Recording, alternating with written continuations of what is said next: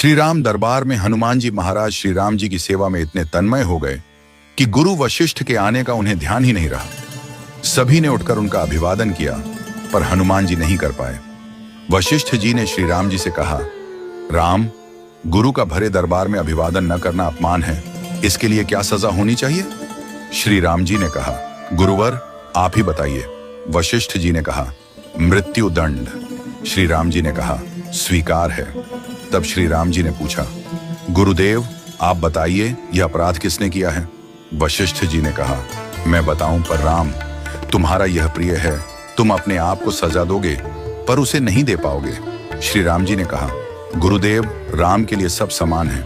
वशिष्ठ जी बोले, नहीं राम, मुझे तुम पर संशय नहीं है, पर मुझे यह संशय है कि दंड पूरी तरह से पूरा हो पाएगा या नहीं। यदि तुम मुझे विश्वास दिलाते हो कि तुम उसे अपने अमोघ बाण से मृत्यु दंड दोगे तो मैं अपराधी का नाम और अपराध बताऊंगा। श्री राम जी ने फिर अपना संकल्प व्यक्त किया। तब वशिष्ठ जी ने कहा, यह अपराध हनुमान जी ने किया है। हनुमान जी ने स्वीकार कर लिया। फिर श्री राम जी ने दरबार में घोषणा की कि कल सायंकाल सरयू के तट पर हनुमान जी को मैं स्वयं अपने अमोघ बाण से मृत्यु दंड दूंगा। हनुमान जी घर गए तो उदासी की स्थिति में उन्हें देख माता अंजनी चकित रह गई। उन्होंने बार बार पूछा, क्या बात है मेरे लाल? महावीर हनुमान जी आज इतने उदास क्यों हो? हनुमान जी ने कहा, माता, अनजाने में यह अपराध हुआ है। आप जानती हैं कि संपूर्ण ब्रह्मांड में मुझे कोई नहीं मार सकता, लेकिन श्री राम के अमोघ बाण से कोई भी नहीं बच सकता। माता ने कहा, हनुमान, मैंने भगवान शंकर से राम नाम मंत्र प्राप्त किया था और तुम्हें जन्म के साथ ही यह नाम घुटी में पिलाया। तुम्हारी शक्ति का कारण राम नाम ही है, जिसके प्रभाव से तुमने बचपन में सूर्य को फल समझकर मुंह में ले लिया था। वह राम नाम ही तुम्हारी रक्षा करता है, चाहे राम स्वयं ही क्यों ना हो।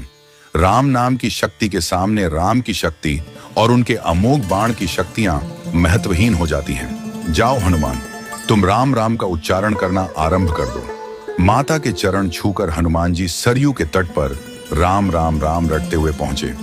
सायंकाल श्री राम जी अपने संपूर्ण दरबार के साथ सरयू तट पर आए। सभी को यह कौतूहल था कि क्या श्री राम हनुमान जी को सजा देंगे, लेकिन जब श्री राम ने बार बार अपने अमोघ बाण चलाए तो हनुमान जी पर उनका कोई असर नहीं हुआ। तब गुरु वशिष्ठ जी ने शंका जताई, राम, क्या तुम पूरी निष्ठा से बाण चला रहे हो?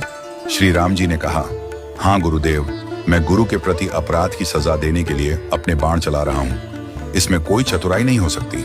वशिष्ठ जी ने कहा, तुम्हारे बाण अपना काम क्यों नहीं कर रहे हैं? श्री राम जी ने उत्तर दिया, गुरुदेव, हनुमान राम राम की अनंत रट लगा रहे हैं। मेरे बाणों की शक्ति राम नाम के प्रभाव में कमजोर हो गई है, इसलिए वे असर नहीं कर रहे। गुरुदेव वशिष्ठ जी ने कहा, राम, आज से मैं तुम्हारे दरबार को छोड़कर अपने आश्रम जा रहा हूं, जहां राम नाम का निरंतर जप करूंगा।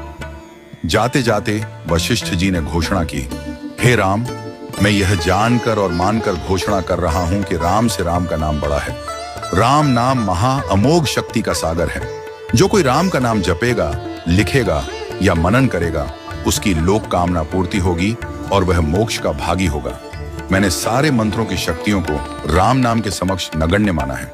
तभी से राम नाम को राम से बड़ा माना गया। वह पत्थर भी तैर जाते हैं जिन पर श्री राम का नाम लिखा होता है।